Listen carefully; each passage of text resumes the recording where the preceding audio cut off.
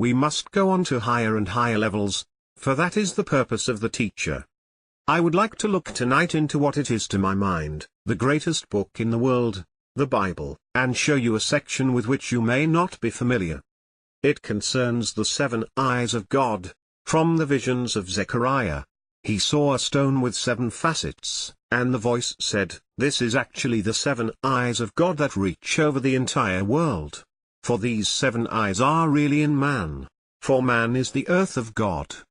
So forget this little planet and know that man is the true earth in which God is planted.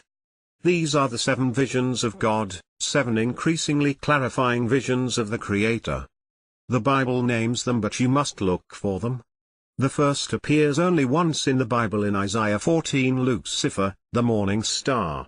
And it tells how he is fallen and cut down to the ground, this shining being. All races have taught that man has fallen. It is not something that belongs to the Christian or the Jewish faiths, but all races have held this concept. So the first eye of God is Lucifer, cut down to the ground. The second is Moloch, the strange god that demands sacrifices, Jeremiah 32. Man offers up his sons and daughters to appease this being he conceives to be God. But the voice said, "I command them not, neither came it unto my mind, that they should do this abomination to cause Judah to sin." This eye is in every man who thinks he has angered God and must make sacrifices to appease him. All the wars of the world are an appeasement. The Inquisition with its tortures was an appeasement to God. The wicker baskets in which men were burned alive were an appeasement. They did it all to appease God that he might not be angry.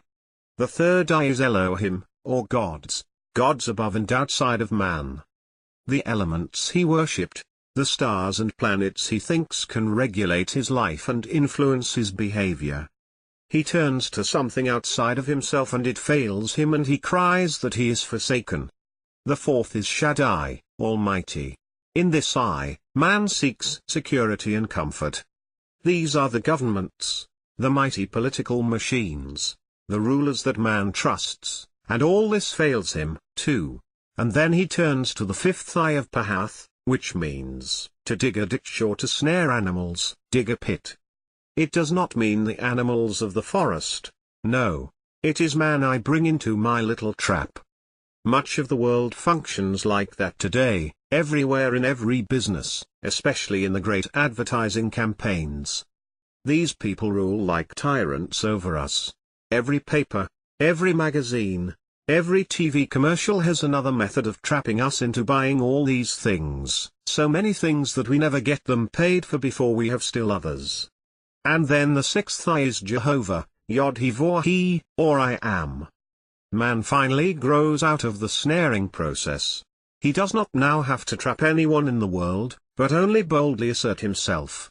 Bold inner persuasion will create the condition that I am persuaded of.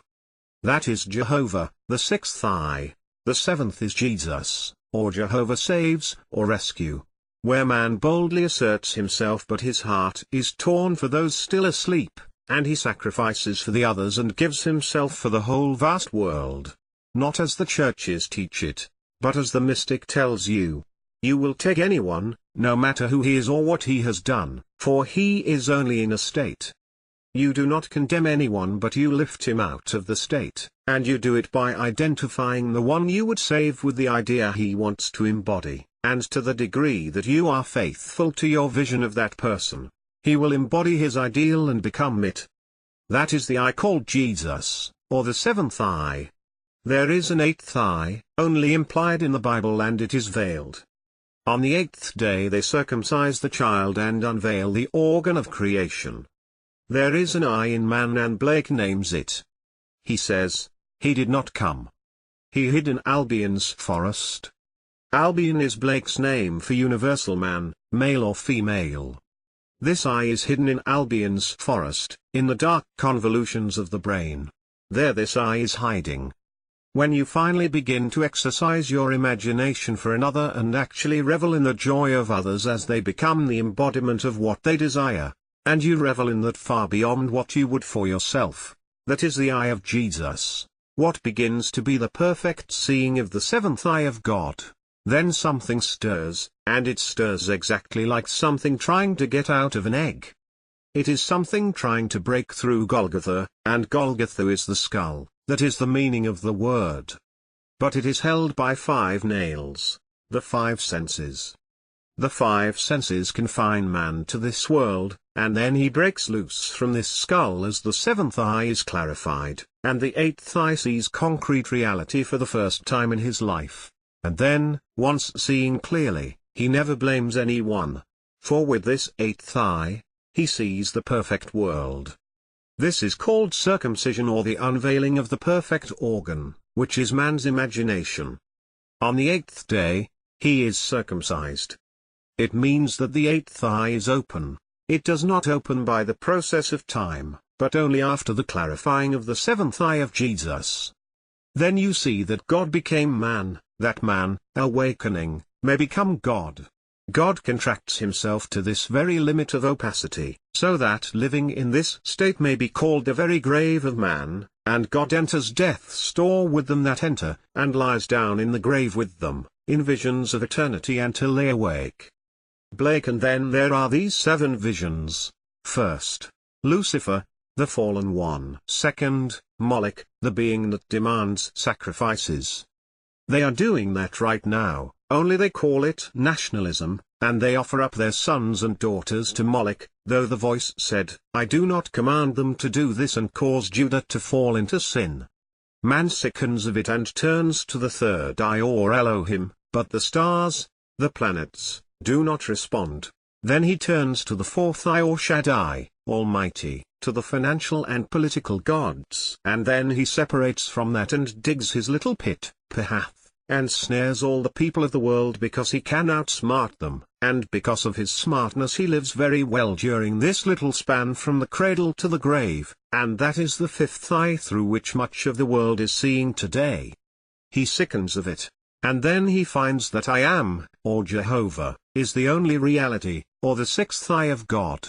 And I build my world, as I want it, and when I sicken of it, offer myself as a sacrifice for all others and give completely of myself for the good of others, and my good fortune then becomes the joy of hearing their good fortune.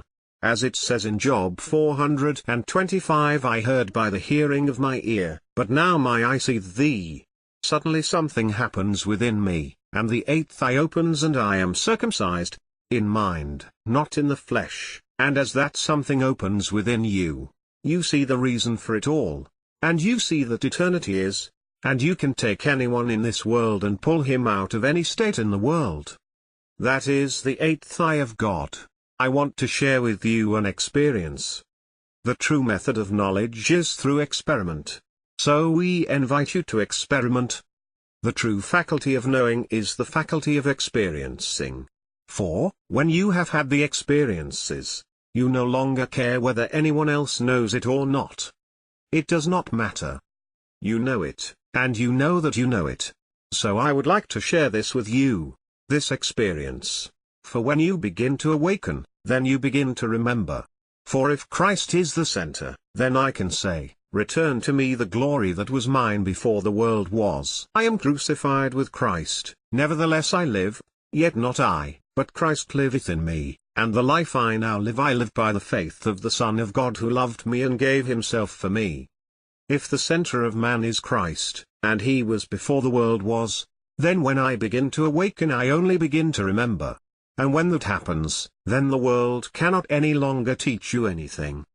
So when man begins to awaken he does not question the things of this world, he knows they are not true. Psychologists tell us a complete understanding of a dream depends on the knowledge that you are dreaming, and then that wakes you up, for this is the only world they know. They speak of a dream state as being subjective and a deep dream state as the unconscious and doubt the worth of it all. But when you open the 8th eye you will know there are worlds within worlds and you are heirs to all of them. You can test your experiences and bring anything you want into your world and prove it. Years ago I felt myself dreaming and I was swimming. I knew it was a dream. I looked up and saw the shore of a primitive island, not the little island where I was born, for that is well cultivated and in no way primitive, but this was primitive. I saw it was an island and I knew I was dreaming, and I saw these strange things like cement posts driven down through the water, but they were in a state of decay. They could have been at one time part of a jetty. I could see this peculiar primitive beach and I prolonged the dream, for if you know you are dreaming you need not wake. Something in me began to tell me, as memory began to return, that if I would take hold of one of these pilings and not let it go, and awaken, I would awaken there. I felt it and it was solidly real, just as it would feel here, and my hand did not go through it, and I held on to it and made myself awake, and I awoke in that water on that beach and then I waded ashore. I was no more asleep in that sphere than I am here in this one. It taught me a lesson that if I could touch anything in another world and compel myself to awaken while holding it, I would find it was real. So you do it for your world. A job you want, the home you would occupy, the marriage you want. Sit at the desk at which you would sit, live in the house you want to live in, be married to the sort of person you want to be married to, and if you hold to it in your imagination, then you will make it real in your outer world. The ancients called this capacity the Western Gate, and tied it in with the sense of touch. If you can hang on to the thing you touch and then awaken, you will find that the thing has become real. We have it in Genesis in the story of Jacob and Esau. Isaac, the father, who was blind, said, "Come close that I may touch you, come closer." And the state symbolized by Jacob, the supplanter, was made real in place of the state that had seemed so real before, symbolized by Esau. We are told again in Judges 17:19 how the 7 locks were shaved from the head of Samson, and then the Philistines came and gouged out his eyes and he was eyeless in Gaza. And they made him dance before the crowd. He asked to be taken to the temple and placed where he might touch the 2 middle pillars, and then he pressed and pushed and pulled down the whole thing and slew more Philistines than he had ever slain during his life. All this is symbolical of the capacity to touch. I know, for I have done it. Many a time, finding myself dreaming, I have held on to an object in the dream and found myself awakening in another world. I have also found myself in other aspects of this world. I did it in Barbados when I wished to be seen by my sister who was 2,000 miles away, but whether it be in this little aspect or in another world, it does not matter, for there are infinite worlds and you are heir to all of them. You can get all you want in this world. You can use the 5th eye or the 4th eye. All those who lead us into battle are using the 2nd and 3rd. Few are using the 6th, and only an nth part use the 7th eye or the eye of Jesus, and not until it is used, and you would rather have the good of another than your own good, and rejoice for another more than for yourself. Have you really opened the 7th eye, and then you are ready for the opening of the 8th eye? The 7th eye, the eye of Jesus, has nothing to do with a man born 2,000 years ago, it has everything to do with the expanding mind of man. When you exercise the 7th, then something opens. It is the 8th. But until the 7th is fully open, he hides in the forest of Albion. He hides in the dark convolutions of the brain. It may scare you a little at first, the feeling of an electric battery moving in your head. You feel memory come back and you feel it on this side and then on that, and then you center it, and then you see. Something opens and you actually see a world no one else can see. The 7th eye is based purely on faith. Man does not know God will actually redeem him, and he cries, "My God, why hast thou forsaken me?" And then the new world will be seen. Man seeks security and comfort through the 4th eye. These are the dictators, the political machines, etc. They are always going to save the country, save the world, and then they are driven out, but they take $500 million with them. We have seen it in this hemisphere, the very ones impoverishing the treasury that men had just called the saviors of their country. They have not reached the 6th eye, or I am. He who has reached that turns to no one. He knows, I am that I will be, I am what I am. You can be that or anything you want. But then you go beyond it and you want nothing for yourself but only for others. Then he starts giving himself for man, and then when that is completely clarified, the eighth eye opens. Look in your Bible and read the story of the unveiling of the mind of man. But it comes only after the seventh eye is exercised. So I must learn to experience feeling and touching. That is called the Western Gate, and it is closed in man, but he must learn about it, and before I close this eye he must learn much about the Western Gate, for I was told not to hold back one secret, and having had the experience of holding on to an object and awakening not on my bed at all, I must share it with you. I awake in the world where I am holding the object. I have been shut out many times from this world by holding on to an object in that world and awakening in it, and it was just as real as this, but I came back to this. I had a body here and one there. When I returned here, where was that other body? Have I not many bodies?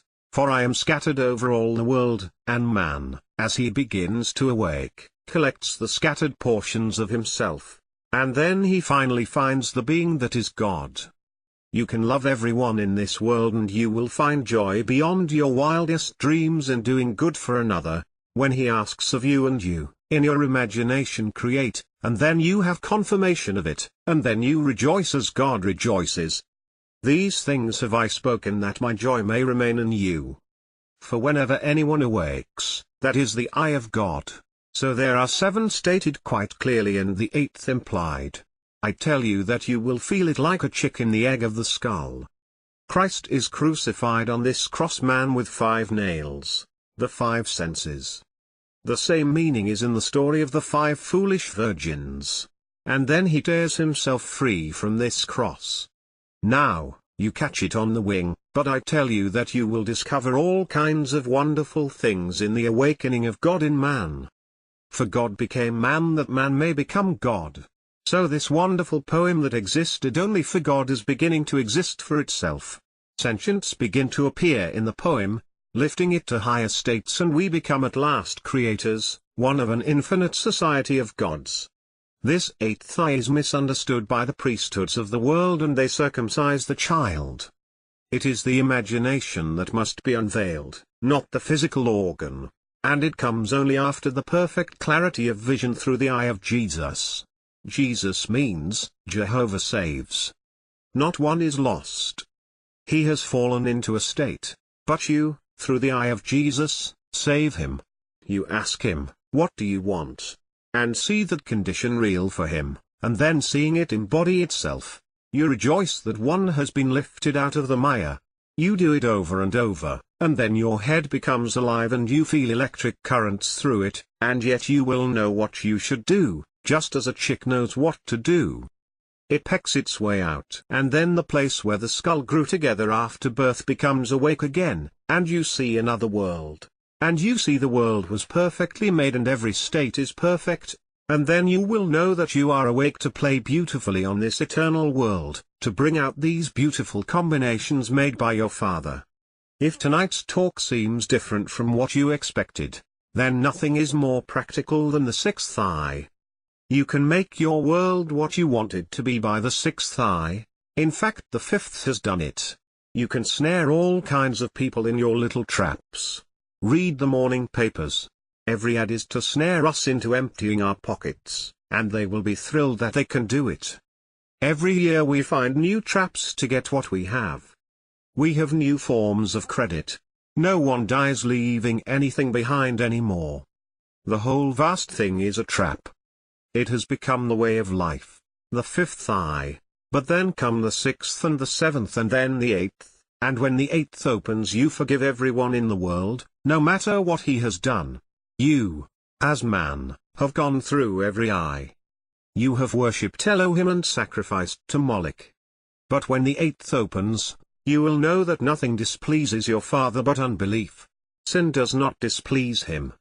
The priesthoods of the world tell you sin displeases him, but only disbelief displeases him, for they that come to him must believe in him.